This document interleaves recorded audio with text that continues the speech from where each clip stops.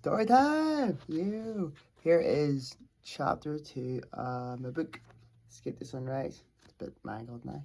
This chapter is narrated by Allah. So she's the girl. So it's always like Theo, and then Allah, then Theo, then Allah. So like, oh, gonna jump right in. Last video was way too fucking long. Okay, bear with me. So what happened was, they're both at this like climate rally in Belfast, and Cara, who's like the stalker of Theo, she walked underneath a big like platform where there was these activists on top who spilled black paint all over the place to pretend it was like oil, and it got all over Cara, who was fuming. And Allah saw it, her and her mates, well, her wee school friends. So here you go. So it's Allah. Whoa, she is pissed, I said. I tried, but I couldn't stop myself from laughing at a blonde girl. Her light denim jacket, her pastel pink top, and her light green. Her light denim jeans, her pastel pink top, and her light green jacket were now more like a Rorschach test, splattered with dripping black paint. But how did she not see the girls above her? There was even a huge crowd telling her to watch out. Oh my god, that girl just got completely covered in pretend oil, shouted Claire, clasping her hands over her rosy red cheeks. Does that girl even know she's in the middle of a climate rally? Katie asked in between chuckles. How could she not? The drum beats were reverberating on my feet.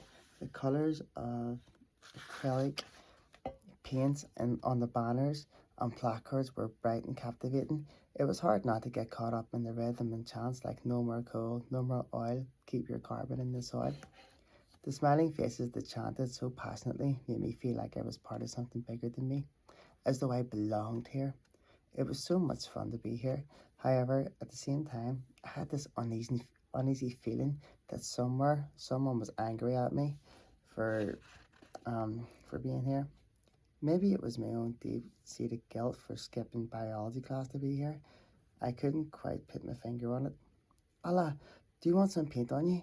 That's why me and Claire are wearing spare clothes, in case it was going to be messy, said Katie, having just dipped her hand in a glob of black acrylic paint that had spilled on the ground.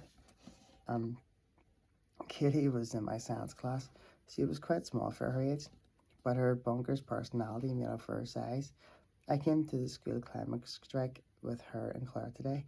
Claire was taller than both of us, but her braces on her teeth, her freckled skin, and her love for bright, colourful clothing gave her age away. I'd only really gotten to know them. We had hung out together in the past, 3 school climate strikes. Even though I was 2 years older than them, I'd grown to like them. Usually there would be more girls from our school at the strike, but we had our GCSE exams coming up, and so a lot of pupils were studying instead. Studying seemed to be quite futile in the face of climate catastrophe, really. I mean, Greta Thunberg said it best, what's the point in school if we have no future to work towards? According to my baba, if I wasn't studying, I was throwing my life away. And according to my dumb older brother, I was too bored to have friends. No thanks, black paint isn't really the vibe I go for, I replied. And anyway, my baba would literally kill me if I got my uniform dirty. Katie's face scrunched up like an angry little goblin. If your dad lays a finger at you, I will boil him in my cauldron and feed him to my cat, Katie said in a husky voice while waving her finger. First of all, you're not a witch, Katie, and secondly, your imaginary cat doesn't like boiled middle-aged electricians. She likes them oven-baked, I joked. My cat isn't a he, Katie hissed, holding her hands up like the paws of a pouncing cat. Your cat stinks, Katie, and his face looks like his butt, Claire sang in a high-pitched voice, pretending to be an opera singer. Claire had to be loud though, because the samba drums, whistles, and chants were going louder and louder. Everything seemed to be ramping up as more people arrived with bright, colourful banners and clothing. I just love the energy of climate rallies. Claire burst into a dance. Nobody else in the entire crowd did, until a moment later when Katie noticed and she joined in too. Okay, it wasn't, a cool looking dance that would go with samba music, They were more like two monkeys with chili powder in their pants, except Claire had long curly hair and which was sweeping in all directions like an overactive cockapoo. I didn't mind though. I joined in with them too, because it's nice to be around people you can be yourself with. I had my phone in my hand, just about to take a video of Claire and Katie, and also show the great turnout today. When it rang, the name on the screen read Aoife. Suddenly, the uneasiness in my stomach had a face to it. Hello? Hey, Ala, I'm off today, and what's that noise? Why is it so loud? Where are you? Aoife asked. Hold on, I can't hear you. I pulled away from the noise to come off the Royal Avenue and up the side street past B&M, past H&M. Aoife, can you hear me? Where are you? She shouted. The anger in her voice made my body heat up. I'm in the city centre for a school climate strike. Climate strike? She shouted. Why are you so weird? She asked with a snort laugh. Are there any cute guys there? I had no interest in looking for boys, but out of some silly sense of duty, I scanned the crowd of protesters anyway. A few metres away, I saw a boy helping a girl. He got the paint on her. The girl stayed with her back to the glass window of H&M, and from its reflection, I could make out the boy's face. He was pretty good looking. Well, I thought so anyway. He had nice eyes. The most charming thing about him, in my opinion, was that he was helping that girl. I wasn't sure if he was like her boyfriend or just a friend, but I would appreciate someone doing that for me. One or two, I answered. I could look for attractive guys, but for me, it would be a boy's personality that would make me like him. Ooh, Aoife said, as though I'd said something wrong. That's right.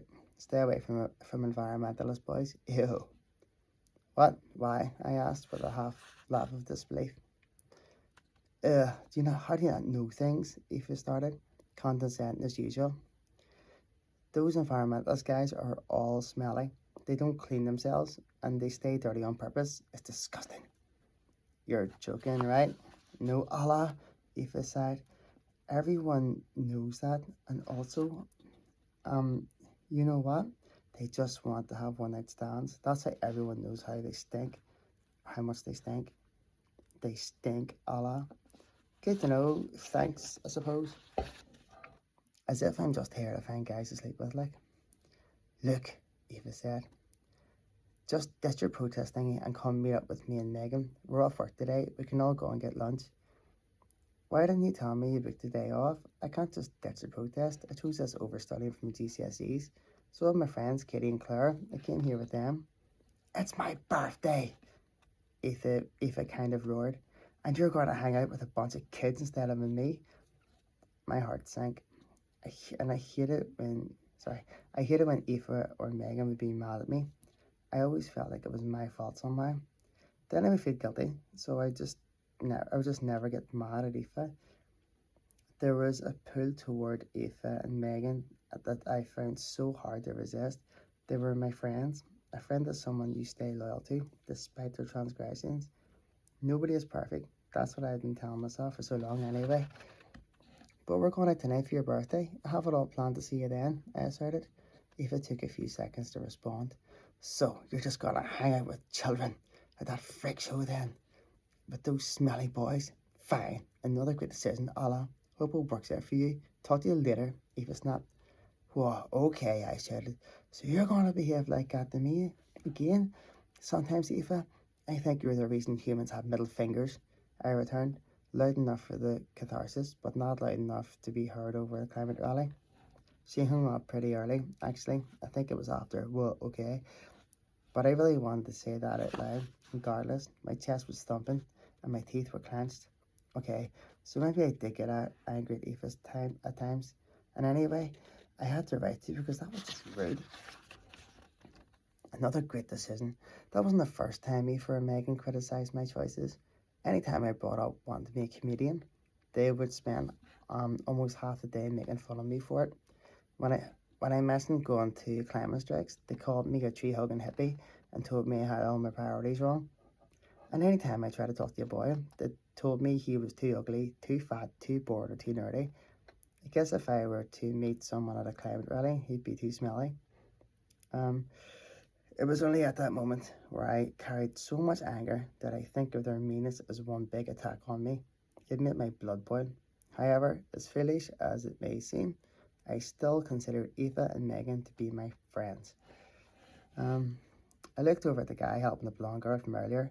He gave her his hat to cover the paint on his hair and his hoodie too. Maybe he just met her today, or maybe he's trying to get lucky. I hope he wipes himself. Uh-oh, he looked over at me. I stared at him, still a little ablaze from that phone call. He looked away with his eyebrows furled. God, I must have looked like such a bitch. I turned away, pretending to be on my phone again. Ha! What a misunderstanding. Maybe he was a nice guy, and clean too. Eva can't be right about everyone. Maybe I could meet a nice boy like that one day. Ugh, what was I thinking? It's like they always tell me. I make bad decisions. He would probably end up being a player, or worse, a social media influencer. On that note, that's the end of chapter 2. Have a great day. Cheerio.